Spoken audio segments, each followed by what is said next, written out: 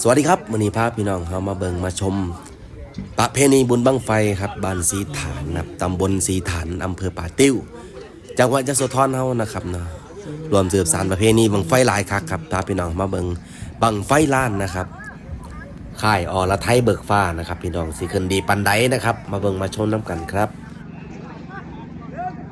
บั้งไฟล้านคณะม.8 อรไทยเบิกฟ้าเตรียมก่อนไปงานจงจบ3 2 1